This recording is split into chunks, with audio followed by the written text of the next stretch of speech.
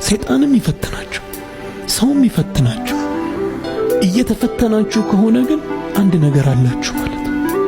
ሲጀምር እኮ ድንጋይ የሚወረወረው የአቮካዶ፣ የማንጎ፣ የብርቱካን ዛፍ እንጂ ባህር ዛፍ ላይ ወረወረ። ምን አለው ባህር ዛፍ?